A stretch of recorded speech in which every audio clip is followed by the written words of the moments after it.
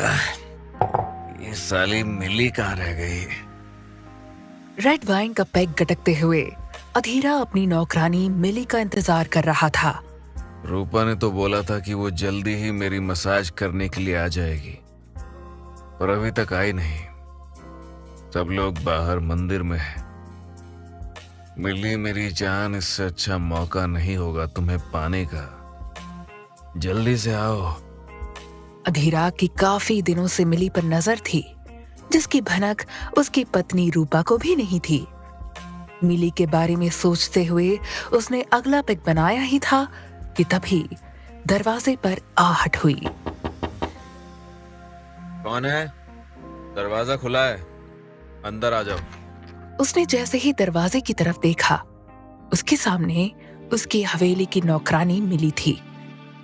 ऊंचा लंबा कद, चमकीली और बड़ी बड़ी आंखें, गुलाबी पतले होठ, लंबी गर्दन, उभार लिया हुआ सीना और लंबे काले बाल।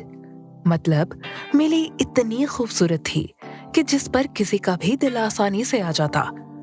अधीरा उसके साथ सोने को बेचैन था। इस दौरान उसकी नजर मिली की क्लीवेज पर थी।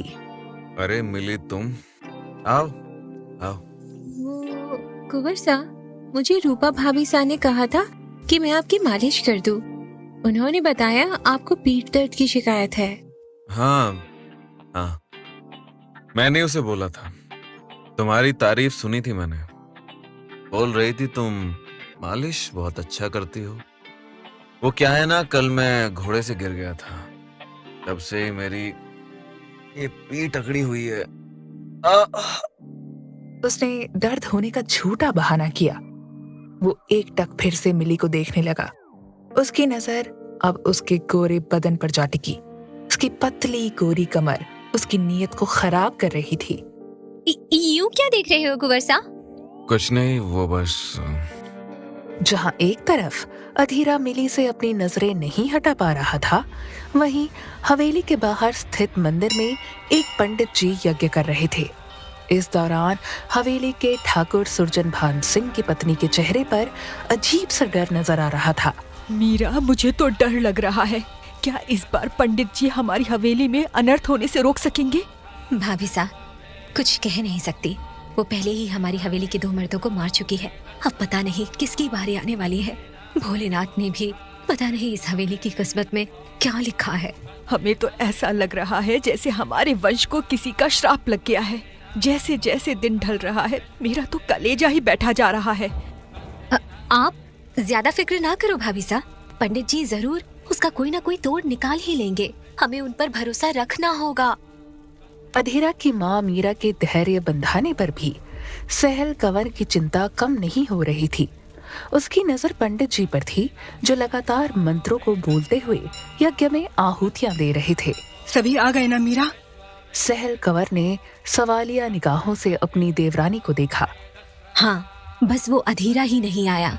बोल रहा है कुछ ही देर में आ जाएगा।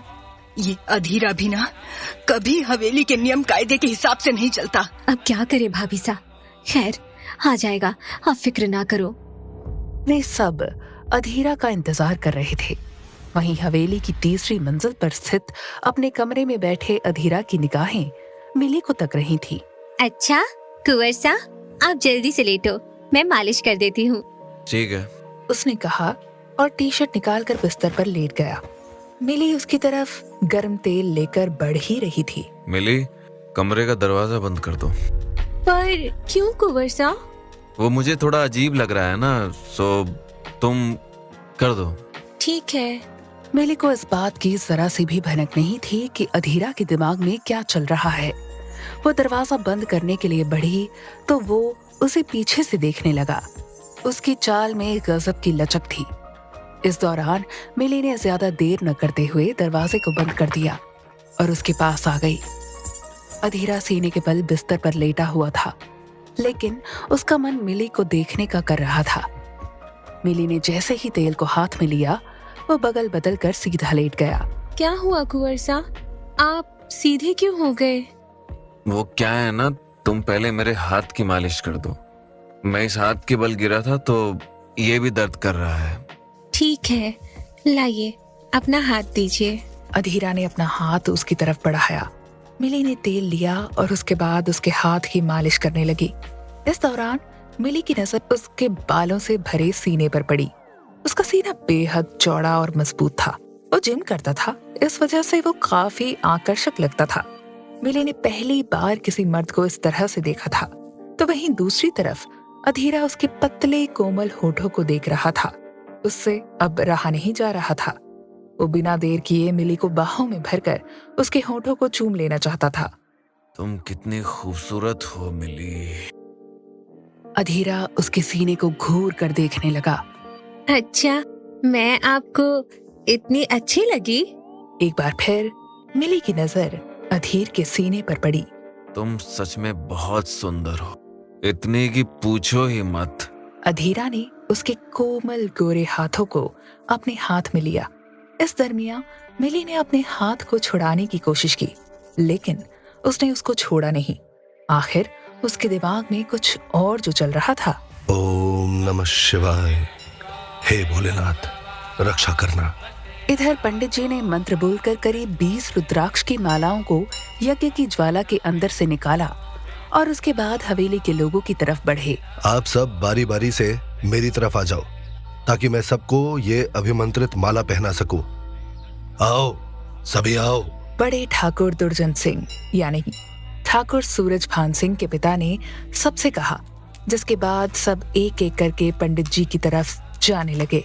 पंडित जी ने बारी बारी से सबको माला पहना दी। कुछ देर बाद उन्हें आभास हुआ कि हवेली के सभी लोगों ने माला नहीं पहनी है। सहल बेटी, मुझे ऐसा क्यों लग रहा है कि हवेली में कुछ लोग अब भी माला पहनने से बाकी रह गए हैं? जी पंडित जी, वो मेरे पति रह गए हैं। उन्होंने थोड़ी ही देर में आने को बोला है। मीरा, तुमने अपने बेटे को बिगाड़ रखा है। अधीरा क्यों नहीं आया अभी तक?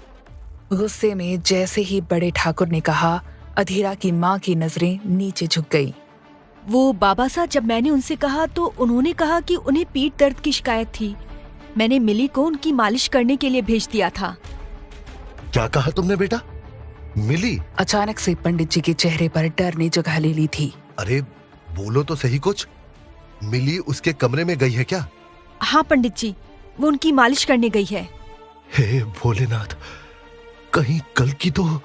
अचानक से पंडित जी के मुंह से कल्कि का नाम सुनकर हवेली के लोगों का चेहरा डर के मारे पीला पड़ गया। आखिर कौन है ये कल्कि, जिसका नाम सुनकर हवेली के सभी लोग अचानक से इतना डर गए? आगे की कहानी सुनने के लिए चैनल को सब्सक्राइब कर ले, जिससे पूरी कहानी सुन सकें।